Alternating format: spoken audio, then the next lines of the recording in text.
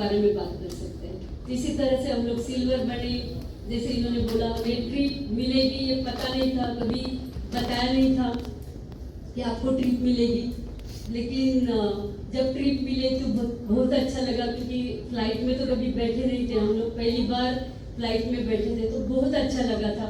और फिर पता चला कि इस बिजनेस में हमें ट्रिप्स भी मिलते हैं, और काम करना पड़ेगा। हम लोग सिल्वर टू प्लैटिनम जा रहे थे, मैं तो थोड़ा अभी इन्वॉल्व हो रही थी क्योंकि पैसा आ रहा था। इन्होंने वो जो भी पैसा उस टाइम चेक आया करता था, अभी तो बैंक में जमा होता है, पहले चेक आया करता था, वो चेक इन्होंने मेरे हाथ में दिया था, ये तेरा है, जो करना है कर ले। 8 दिन मैंने रखा, कुछ नहीं किया, वापस दे दिया, क्योंकि क्या करेंगे इतना पैसे का पता नहीं था, ये तो सब कुछ लेके देते हैं तो फिर क्या करेंगे। लेकिन फिर वो पैसा देख के लगने लगा कि हम लोग बहुत कुछ कर सकते हैं, लेकिन सिल्वर से प्लैटिनम जाने के लिए आपको और ज्यादा काम करना पड़ेगा, जो पहले करते थे उससे ज्यादा काम करना पड़ेगा। तो ये तो अपने अपलाइन की हर बात मानते थे, ये एक अच्छी चीज है इनकी। और मुझे भी वो बोलते थे कि आपको आपके जो अपलाइन बोलेंगे वो आपको करना पड़ेगा। तो मुझे शुरू में लगता था कि क्यों उनको सुनना है, क्या सुनने की जरूरत है, अभी हमें भी पता है हम भी कर सकते हैं, लेकिन ये नहीं मानते थे। हमारे अपलाइन जब भी फोन करते थे, एक तो ये 5 बजे घर आना शुरू हो गया, पहले 5 बजे घर नहीं आते थे, लेकिन 5 बजे घर आने लगे ऑफिस के बाद। और जब भी घर आते थे अपलाइन का फोन आया बस क्लियर रेडी, 1 मिनट भी इधर उधर नहीं सोचते थे। अपलाइन ने बोला इधर आओ, अपलाइन ने बोला ये करो, रेडी, एकदम रेडी। तो मुझे लगता था कि वो अपलाइन जो अभी इनके लाइफ में आए, मैं 15 साल से इनके लाइफ में इतना बोलने के बाद मेरी एक बात नहीं सुनते, लेकिन अपलाइन की हर बात सुनते हैं। समझ में नहीं आता कि ऐसे क्या अपलाइन सुनने के बाद होने वाला है। तो मैंने इनको बोला कि अरे अपलाइन जो भी बोले कि आप सुनते हैं। बहुत बार ऐसा लगता है अपलाइन का फोन आया तो दू का ना दू, मैसेज दिया तो दू का ना दू, क्योंकि मैं जैसे मैसेज दूंगी तो ये तो निकले गाड़ी लेके अपलाइन जहाँ बोले वो जाएंगे। तो लगता था, अगर डर भी लगता था कि इनको अगर अपलाइन से पता चला तो फिर हमारा झगड़ा शुरू हो जाए, तो इसीलिए मुझे बोलना पड़ता था। तो मैंने उनको पूछा कि ऐसा क्या है जो अपलाइन को इतना सुनने के बाद आप इमीडिएट मानते हैं। मैं 15 साल से आपको बहुत कुछ बोलती हूँ, लेकिन आप कभी सुनते नहीं हो।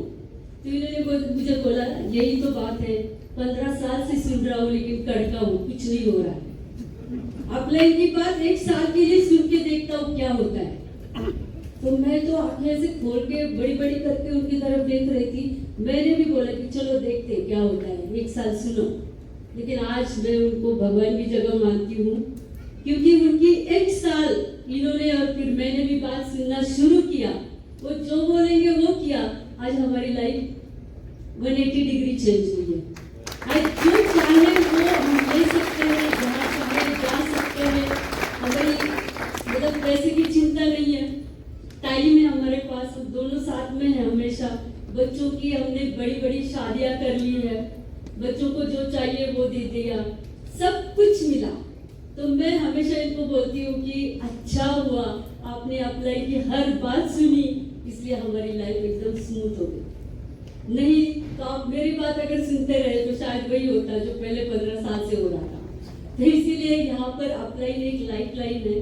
वो हमारे बिजनेस में इंटरेस्टेड होते हैं, क्योंकि आप सबको पता है बिजनेस का जो कंसेप्ट है कि हमारे ग्रुप में लोगों के जब सक्सेस शुरू होता है, उनको सक्सेस मिलता है, उनको पैसे आने शुरू हो जाते हैं, तो ऑटोमेटिकली हमारे आने शुरू हो जाते हैं। तो वही चीज हुई हमारे साथ।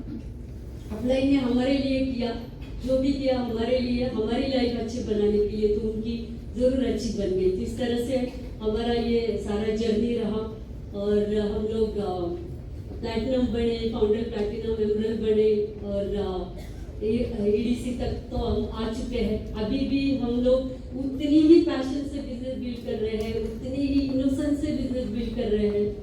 हर फंक्शन, मीटिंग, हर कोई चीज, ऐसा नहीं कि आज सब कुछ हमारे पास, छोड़ो क्या जरूरत है जाने की, ये सवाल थोड़ा भी हमारे माइंड में नहीं आता है। हम लोग अभी भी ऐसे ही सोचते हैं कि अभी हमने बिजनेस शुरू किया, जैसे पहले दिन थे वैसे ही अगर आज हम काम करेंगे तो जरूर हमारा लाइफ और बढ़िया होगा, बच्चों का लाइफ बढ़िया होगा। क्योंकि हमने देखा है यहाँ पर इतने सारे अपने बच्चों के लिए हम कितना बढ़िया ये लीगेसी छोड़ सकते हैं, लीगेसी बना सकते हैं। कितना ये बढ़िया बिजनेस है, अपॉर्चुनिटी है जिसमें आपकी सारी चाहतें पूरी हो सकती है।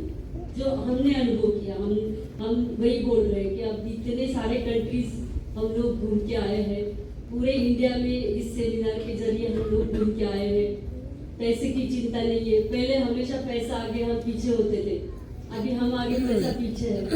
हम जहाँ भी जाते घूमते हैं लेकिन अकाउंट में पैसा आता रहता है। और ये मैंने अपने आपके डॉक्टर ब्रांड से सुना था कि हम लोग ट्रिप में जाते हैं लेकिन पैसा तो खर्च नहीं होता, बैंक में तो अकाउंट में पैसा जमा होता है। लेकिन हम लोग पहले इस बिजनेस के पहले भी कहीं जाने की कोशिश करते थे तो बहुत सोचते थे कहाँ जाए, कम खर्च में जाए, कौन सा होटल ले ले, कम बजट वाला होटल ढूंढते थे। तो ऐसी सारी चीजें करते थे। और पुणे में लोनावला खंडाला या महाबलेश्वर पास में है, तो वहीं तक हमारी मतलब थी जहाँ तक हम जा सकते हैं। उसके आगे जाने की हम नहीं सोचते थे क्योंकि पैसा ज्यादा जाएगा, फिर वो तंगी हो जाती है 2-3 महीने के लिए। लेकिन अभी तो ये सारी चीजें नहीं है। अभी जहाँ भी जाओ एमपी सब कुछ देता है, तो सवाल ही नहीं आता और कुछ देखने का। इस तरह से हम लोग घूम सकते हैं, पैसा है, टाइम है, सेल्फ इमेज है, कॉन्फिडेंस बढ़ गया। तो ये सारी चीजें यहाँ पर बैठे हुए हर एक के लिए है, क्योंकि ये सेम अपॉर्चुनिटी सबके लिए है। इतने सारे लीडर्स आपके यहाँ पर उन्होंने करके दिखाया है, आपको हेल्प करने के लिए तैयार है। लेकिन हमें सिर्फ हेल्प लेनी है, हाथ में हाथ डाल के आगे बढ़ना है और सबके लिए सक्सेस पाना है। उनके लिए सक्सेस आएगा तो हमारे लिए भी जरूर आएगा। तो इसी तरह से आप सबकी जो भी चाहते हैं वो जरूर पूरी होगी, क्योंकि ये बेस्ट अपॉर्चुनिटी है, इसमें आपको काम तो जरूर करना पड़ेगा। जैसे हमने किया वैसे आप करोगे तो जरूर आप स्टेज पे आओगे और आपकी स्टोरी जरूर शेयर करोगे। Thank you so much.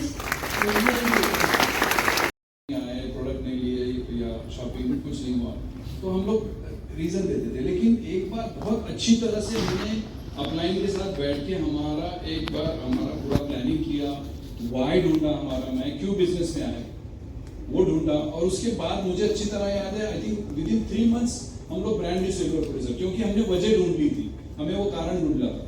और फिर उसके आगे बढ़ते गए, बहुत सारी चीजें मिली। सबसे पहला रिवॉर्ड अगर मुझे एमवे बिजनेस में जो मिला है तो पिछले 25 साल से मैं सैलरी के लिए काम नहीं करता।